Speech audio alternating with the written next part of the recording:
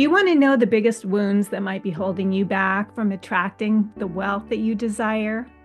My name's Kalia, and in the last episode, I talked about the money wound. Now I'm going to break it down. We are going to cover several wounds that might be hiding in your subconscious mind and blocking you from having the success you desire in your life. Today, I'm going to talk about what I believe to be one of the biggest wounds, and this is the wound of worthlessness. I've worked a lot with healing core wounds in the past, and worthlessness was always a core wound that people had on their list. This is a wound that not only prevents you from attracting wealth, but it also prevents you from attracting healthy, nurturing relationships, the right career path, good health and fitness, or anything else that you wish to attract in your life.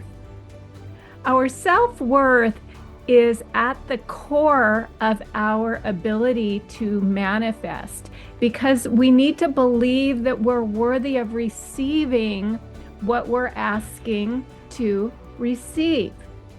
The core wound of unworthiness goes deep, and so often we don't know how deep it goes because it is hidden in the subconscious mind. We may believe on a conscious level that we have pretty good self-worth.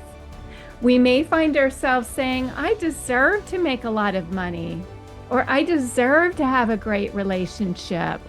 And there's an aspect of us that believes that.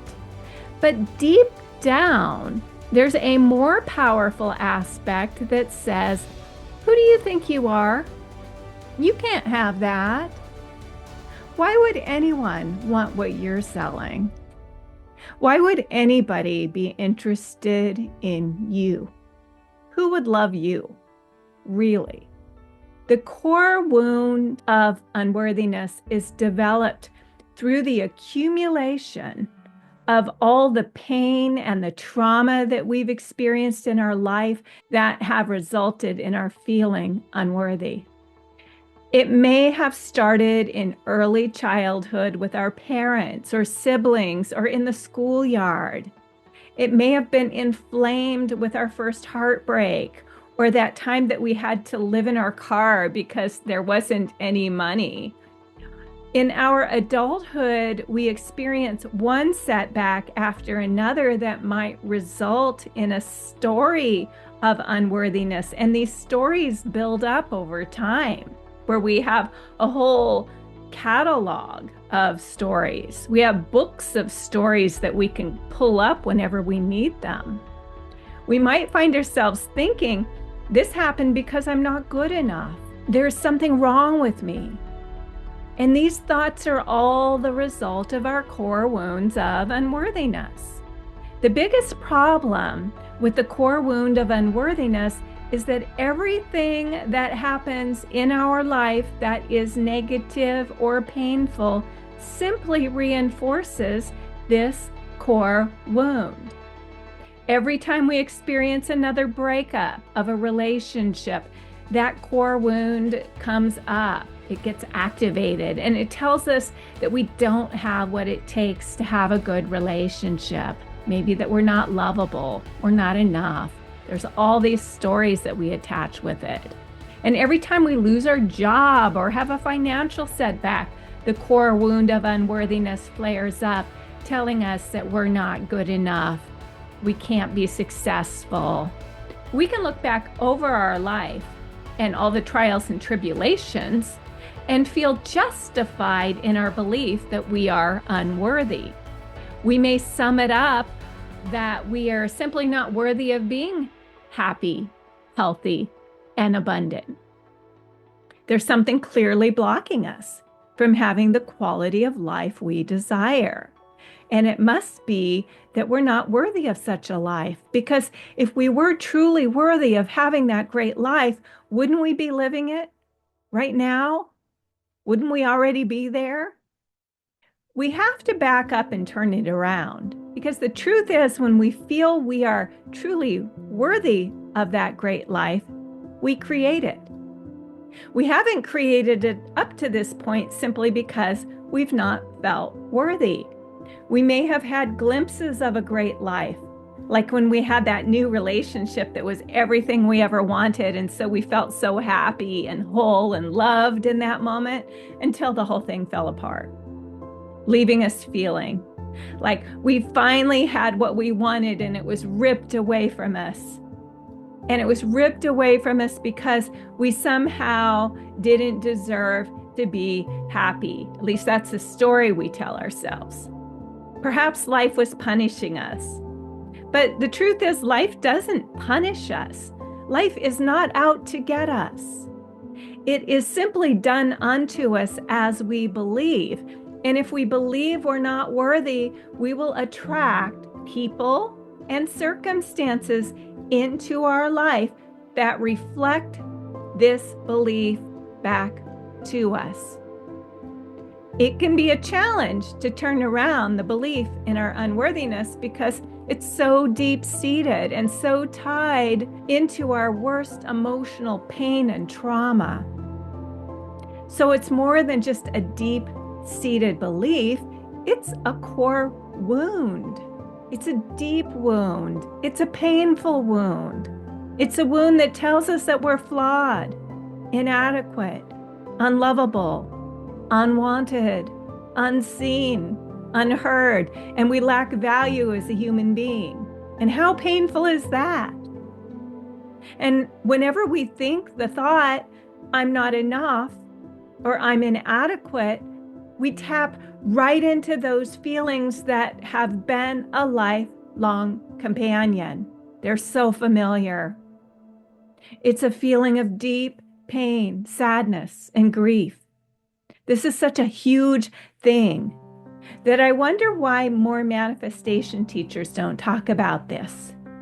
We're taught to change how we think and believe, but not often taught how important it is to heal our deepest core wound of unworthiness. So how do we heal this wound?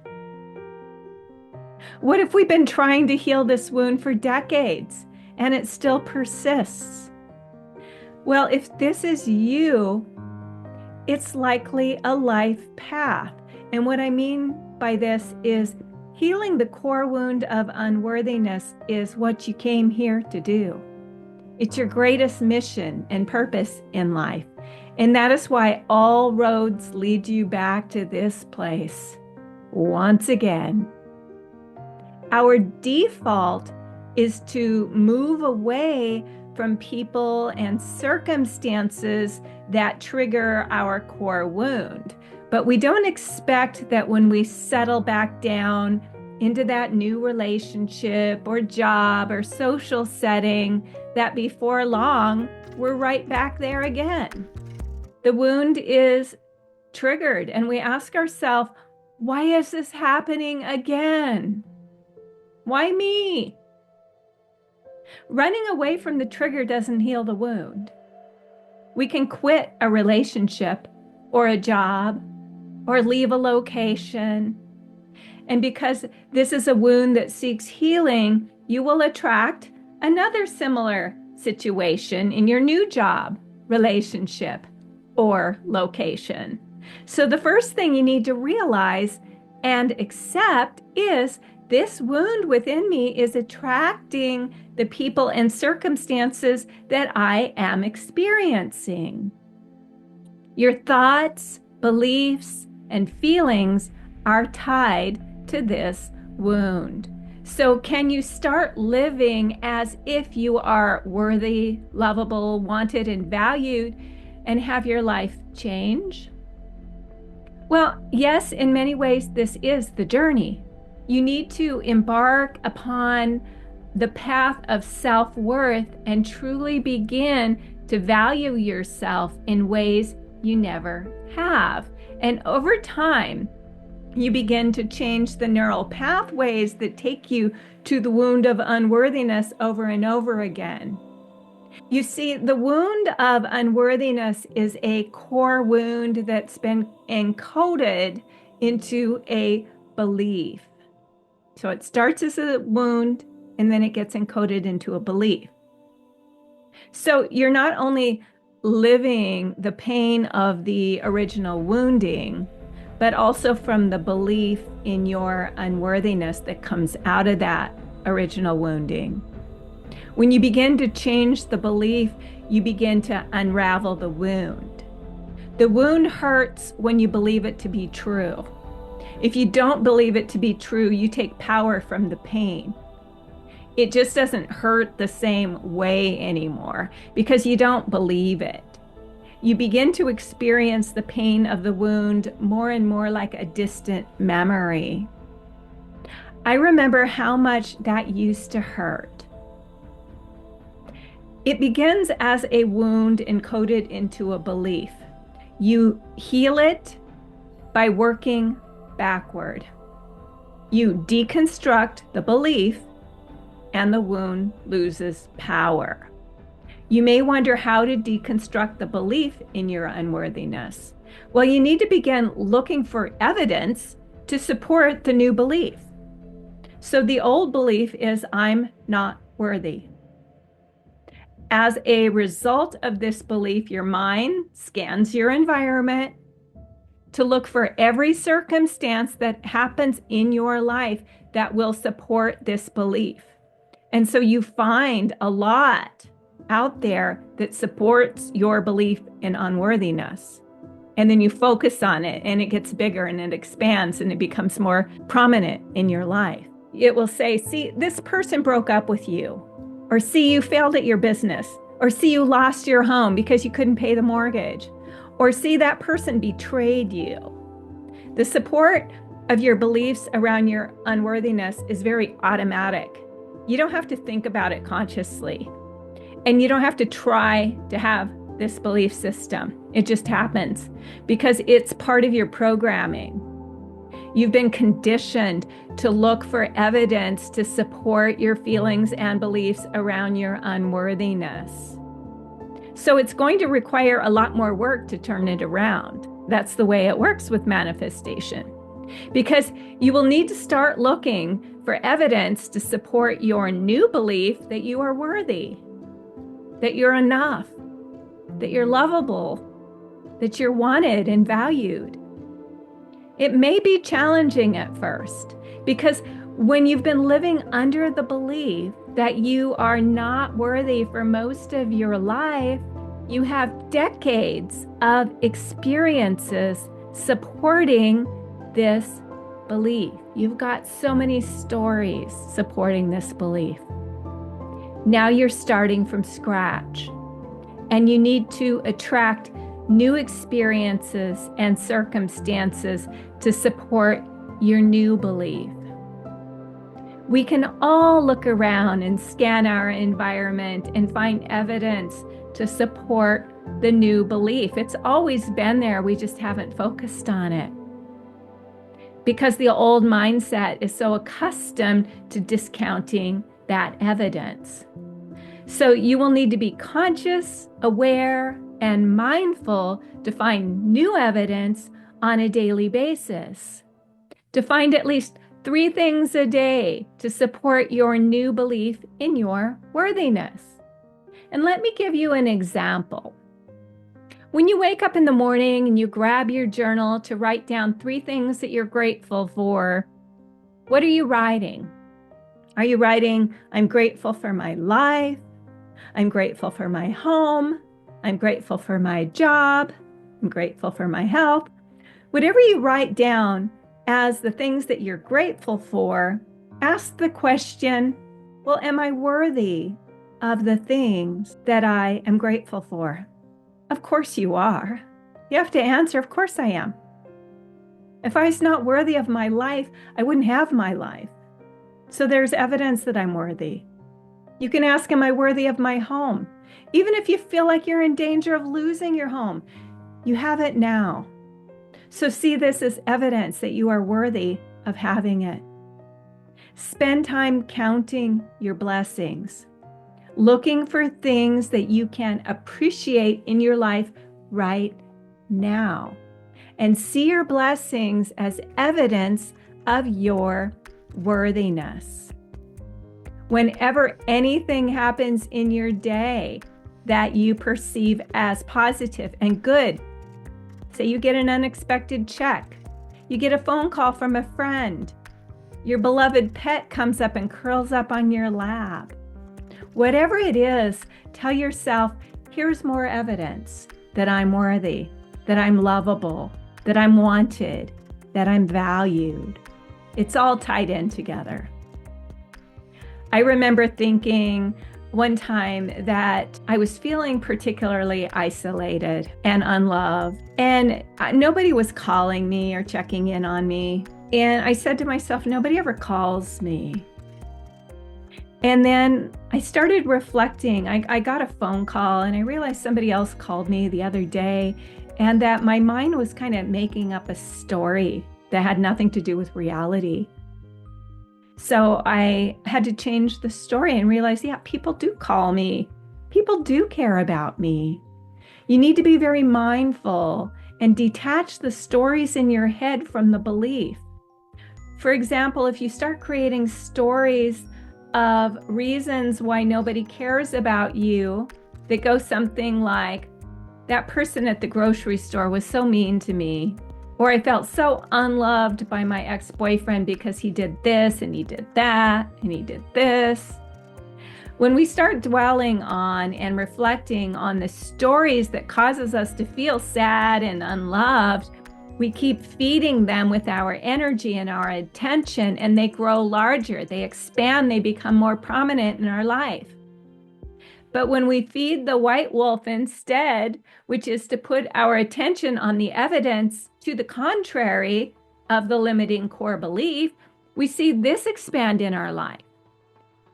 If we can recondition our mind by becoming mindful of where we are focusing our attention, we can shift our beliefs from I'm not worthy to I am worthy. It's important to be conscious of how you really feel deep down beneath the surface, because it's easy to skate above your feelings and tell yourself, well, of course I'm worthy. Why wouldn't I be? But underneath your awareness, you've been experiencing the pain and the sadness of this deep core wound. And this is what typically happens with alcoholics, drug addicts, food addicts, to name a few, is they're not aware of their deep pain beneath the surface. The pain is subconsciously running their life, but they're not aware of it. So they think everything's great on some level, but it's not. When they're ready to face the dragon, they can begin to peel back the layers beyond their conscious awareness and allow what has been hidden to surface. Only when the hidden pain comes to the surface can we heal it. As long as we keep pushing it down and suppressing it, we can't heal it.